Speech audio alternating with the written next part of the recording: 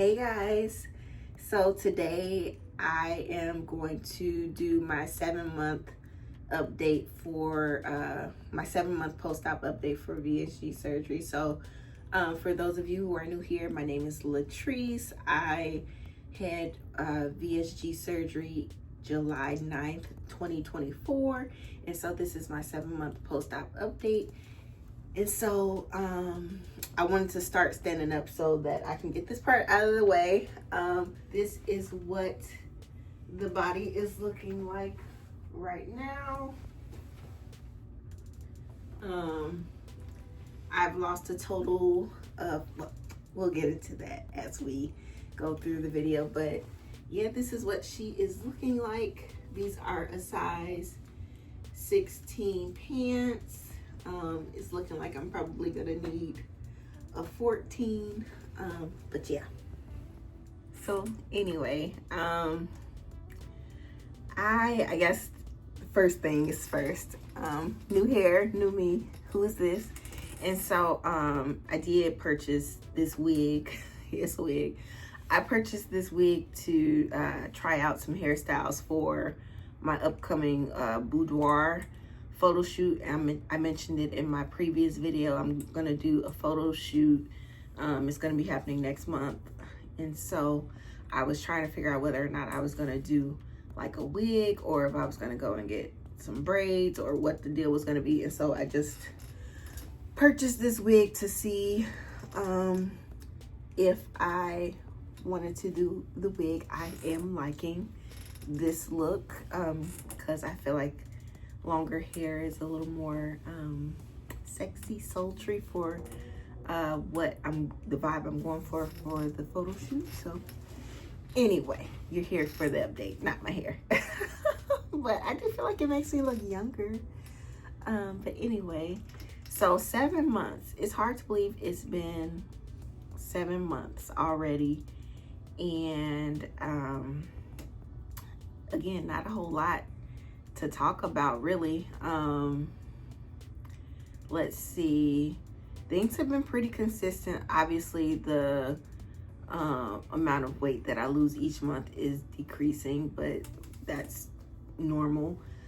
And so I've been trying to keep up with my workouts. So I do try to work out at least 3 days a week. My surgeon suggested 4 to 5 days, but sometimes that is hard for me. So I've just been, in the very least, trying to do 3 days a week. And I've been trying to do more strength training. So I bought, I was gifted some dumbbells to do some workouts at home. And so, I don't know, like I have excess skin, so this doesn't bother me because like I feel like my arms have always been big, and so I mean it's what it's gonna be. But excess skin on my arms and like my thighs and stomach and back and all that, but that doesn't bother me. So I don't know, and I know plastic surgery is, you know, probably another thing that people do on this journey. Obviously, I'm still early in my process, so I'm not even gonna go down the whole plastic surgery rabbit hole or excess skin removal. We ain't gotta talk about that because I'm not there yet. But I just wanted to point out that I do have excess skin, which is more prevalent as, you know, I've continued this journey, which makes it harder to buy clothes that fit the way I want them to fit.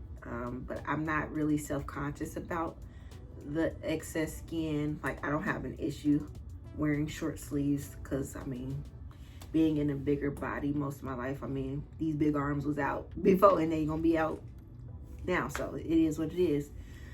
So excess skin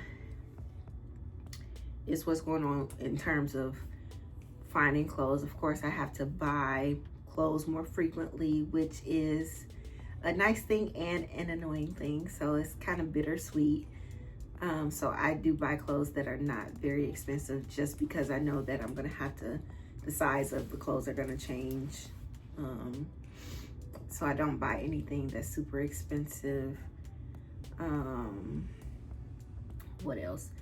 I'm still eating around the same amount of food. So I was told that my caloric intake needs to be max 850 calories per day. That does fluctuate. Not me feeling like I'm getting a cold, but I'm all over the place.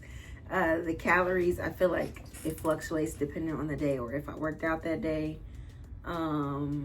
So sometimes it's within, you know, that 850 range. Sometimes I'm hitting 1,000 or so. But I'm still making sure that protein is the primary thing that I'm eating. So I'm still hitting my protein goals each day. Oftentimes it's over 100 per day because I eat. Okay, I eat every 2 hours because a girl, I'll be hungry. I've been trying to switch it up as far as food that I'm cooking. So I cook a lot of chicken, but I am starting to make more beef dishes. I think I'm going to try to make a few plant-based meals and try to see how to make those more protein rich, because I did have a few people mention, you know, they wanted some plant-based protein meal options. And so just trying to incorporate that into some of the content that I provide to you all. I'm interested in finding different ways or more exciting ways to make food, or to fit, you know, different dietary needs. And because I do have kids with allergies, I'm no stranger to making things that are plant-based or whatever the dietary need is. So that's not an issue for me. So I got some tofu in my freezer, so maybe I'll figure out what to do with some tofu. So just trying to find different ways to make meals or protein-based meals. What else is new? I think the main thing that that happened over this past month, I've had a sweet tooth, and so I had bought some of those drumstick ice creams, and I ended up eating those, y'all. And so they were the regular size ones too. And so I did find myself, you know, like, oh, it's like a little nighttime treat. It's like, okay, I'm gonna watch a show and eat some ice cream. So I was eating like a drumstick. Like I hit a drumstick like at least 3 to 4 times over the week. And I'm telling you all this because I'm not perfect, and you will have cravings on this journey. But I think the main thing is recognizing a pattern and figuring out ways to manage that. And so, was that the best choice for me? No. Was it okay to, I'm not penalizing myself for eating it. I don't regret eating it because it tastes good, for one.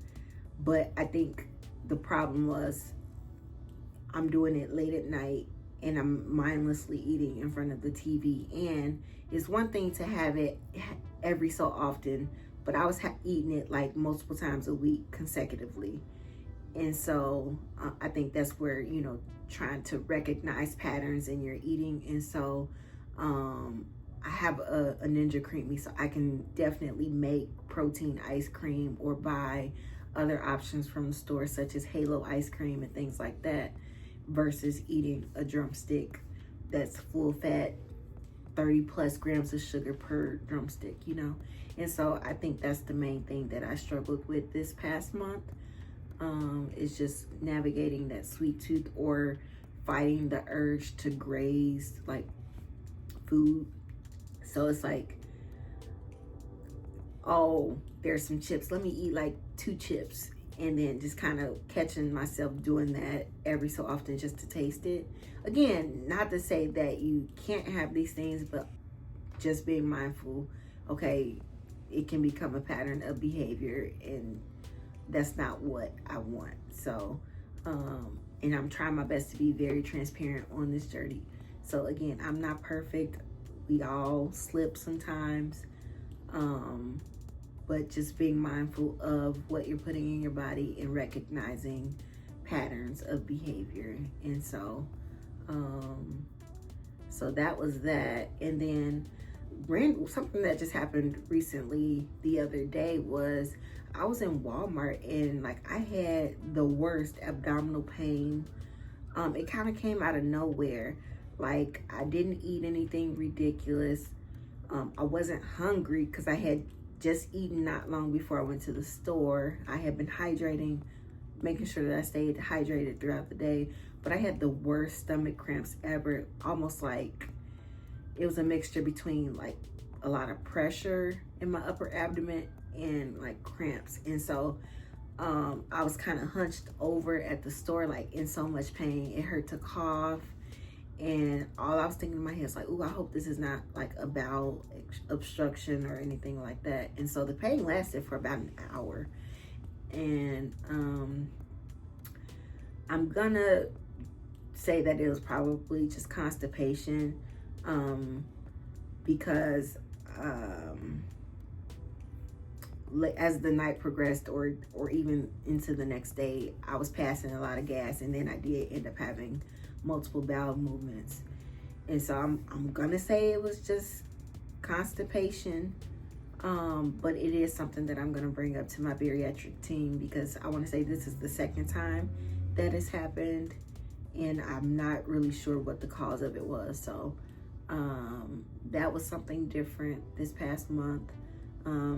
I've had lots of dizziness, and I didn't know what that was due to, because again, I make sure that I drink my fluids and eat when I'm supposed to eat. And so I did have a cardiology appointment last week, and it was just a routine follow-up, 6-month follow-up, and that appointment went well. And at the appointment, my blood pressure was, I want to say it was like 109 over like 58 or something. So that bottom number was a little bit lower than it typically is. And so I was told to just kind of monitor my blood pressure, and if I feel like it's getting too low, then maybe I can kind of cut my blood pressure pill in half, to do half dose, to kind of reduce that symptom of dizziness or weakness,